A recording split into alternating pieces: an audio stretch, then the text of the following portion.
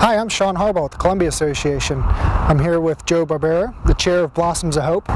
Joe, I really appreciate you coming out to Lake Kinmaclendy on this fine, beautiful day. Finally, spring has arrived. Oh, it's beautiful. And April's a special month for us for a whole bunch of reasons. We have a lot of events, but we also have, that's when the cherries come out. The cherry trees are in bloom. And I was wondering if you could give us a little bit of history of where the Blossoms of Hope came from. Certainly will. We're celebrating our 10th anniversary. As you know, we have a whole bunch of things that we're doing this year, many different events to celebrate that. One of the events that's really important is when the cherry trees start blooming. So can you tell us when that might start so that we can then talk about all the other fun stuff going on? Sure. It's been a rough winter this year. It's been cold, which really impacts when the blooms will come out. But we're expecting most of our cherry trees to bloom late April, early May this year.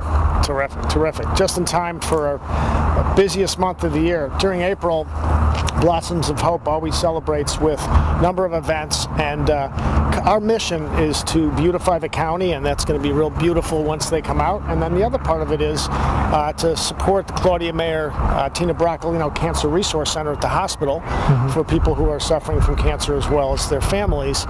We've been doing that now for 10 years. We've raised over $250,000. And we've also planted about 1,800 trees all across the county for people to come out and appreciate on a day like today. So Joe, I know April's a really busy month, and one of the big programs or events that we have is all April long. It's Pink Plates. It's where we partnership with tourism as well as local restaurants. You mind telling us a little bit about that? Absolutely. This is our 8th year of doing Pink Plates. Every year we have a lot of fun with a competition to get the restaurants to raise some funds. We do special drinks, special desserts, all kinds of reasons to help raise the visibility of the Cancer Resource Center, and over the last few years we even have a plate that goes back and forth between the restaurants that generate the most revenue for the center, and we've won fortunately the last 2 to 3 years, and Iron Bridge won before us, and we have a lot of fun with that. The restaurants have some friendly competition, and we raise a lot of funds. Last year almost $25,000. That's incredible. It's really great to hear that restaurants like yours, Aida Bistro, as well as Iron Bridge, and I hear there's about 20 different restaurants. Almost 20 restaurants this year, and it's always fun. The more the merrier, and it does raise money for the right cause, and we have some fun with it. Fantastic. And then the other part of that is some of the other events we have going on. One of them is an art show. Maybe you can tell us a little bit about that, Sean. Sure. It's at the Columbia Arts Center this year on April 17th. There's an opening.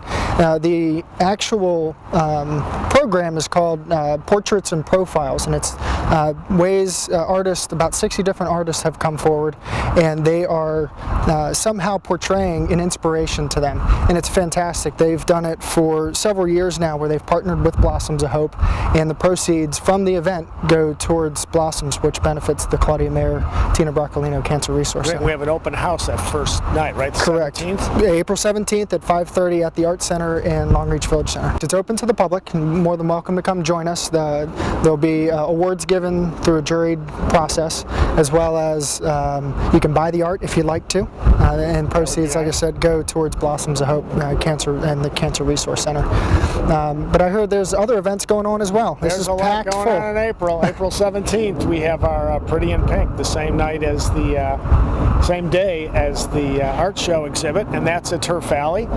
We have a fashion show, and we have a lot of the survivors who will be displaying all the great clothes that are being donated by some of the local shops. And this year we have something happening from one of our sponsors at Blossoms of Hope.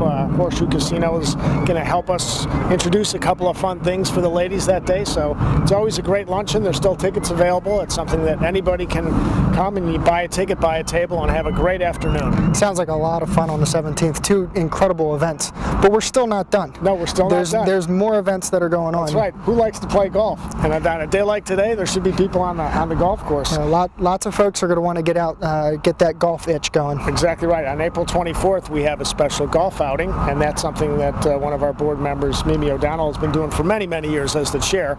And I know she's anxious to get foursomes, and on a beautiful day like today, you can find a lot of us out there hitting that ball around and chasing it. It is April 24th, and first tee goes off, I believe, at 9 o'clock.